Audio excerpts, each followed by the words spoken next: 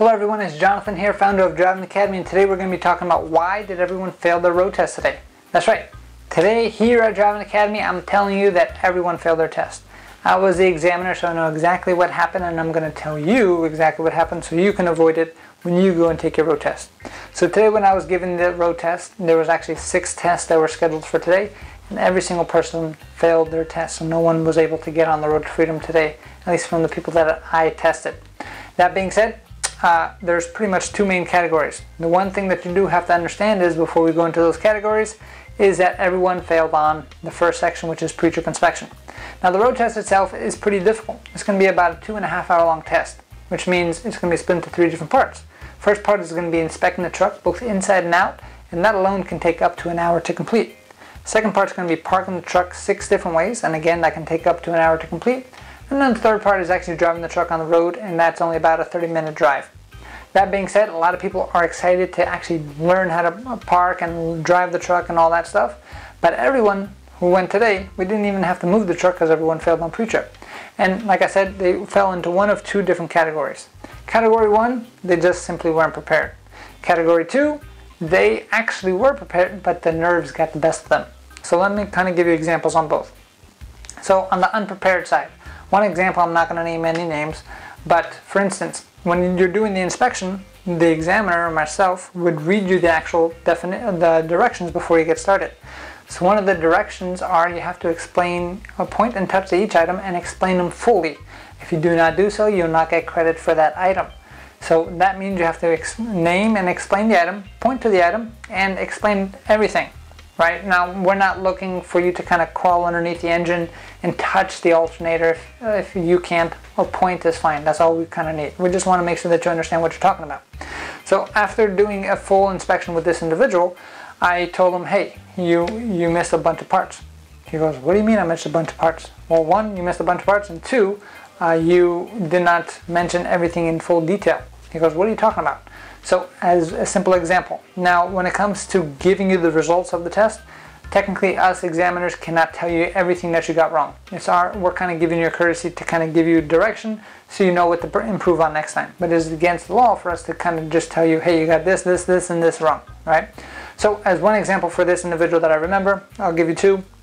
One is he's talking about the frame of the trailer. So if you have been studying your pre-trip inspection, maybe you're a student here already, you should understand that in order to get full credit to, when you mention the frame of the trailer, is going to be my frame members, cross members, box, and floor are not cracked, broken, or have any holes or have any damage. This gentleman said my frame members, cross members, and floor have no holes, not welded, and securely mounted, right? So 1, he missed the box. Because he did not use that word, he cannot get credit for it, right? And also those definitions weren't exactly what he needed to say. The other thing that you do have to understand is, for his example, we talked about the header board. So he said, okay, my front of the trailer, or this piece of the trailer, it's securely mounted, it's enclosed, it's proper. But if you don't give me the name, and I told him, hey, what's the name of that? I don't know. I have to know the name? Of course you have to know the name of everything that you're inspecting, and that's why you have to inspect it. So when you're doing that, make sure that you are prepared.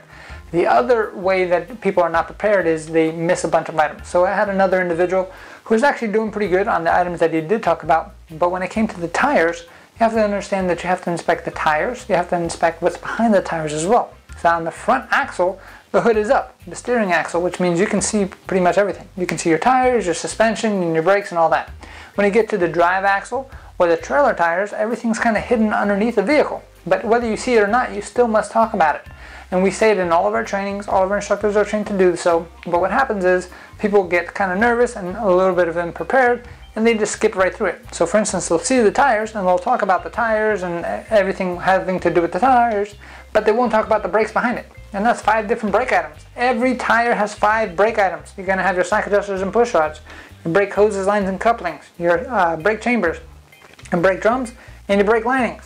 Those 5 items are on every single tire, which means those are 5 different points that you can get on every single tire. So when you miss all of those items, that's a lot of points that you're missing, which means you're going to fail, right? So very important that you stay prepared. The easiest way to be prepared is go to the best truck driving school in the entire country, like these guys did, but do one thing better: follow the process. When you're here, we kind of break everything down step by step. The individuals who go there not being prepared, They are people who do not want to follow the process. Now, we're a school for adults. We're not going to hit anybody, put anybody in timeout or anything like that. At the end of the day, you make your choices, it's your life. But I understand that every choice has responsibility. So if you just follow the process, we break it down very simple. We tell you exactly what to say. We even color code the whole system for you to make it super, super simple for you to make sure that you get your CDL license the very first time.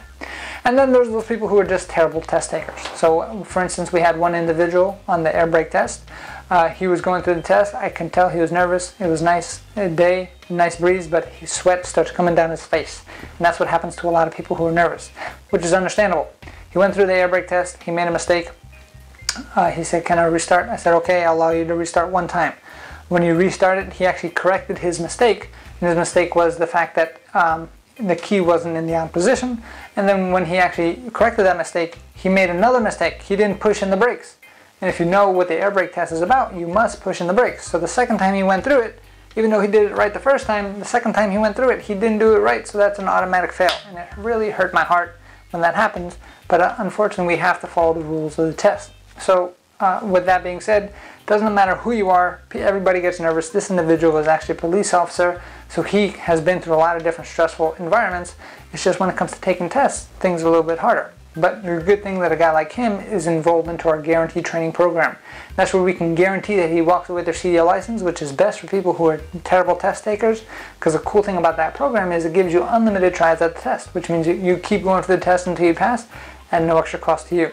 So if you are interested in learning more on how to be a guaranteed training program, and making sure that even if you do fail your test because you're nervous, you can still walk away with your CDL license and you don't have to pay anything extra, give our team a call at 908-525-3609, or check out our virtual school tour at CDLDrivingAcademy.com. Again, that's CDLDrivingAcademy.com. Thanks, and have a great day. Hey, thank you so much for watching this video. If you like it, make sure you hit that like button. Also, subscribe to our channel. It's really going to help us out. Click on that button. And if you want to continue yourself on your road to freedom, here's more videos to watch. There's endless amounts. Hopefully we get to see each other one day very soon. Thanks.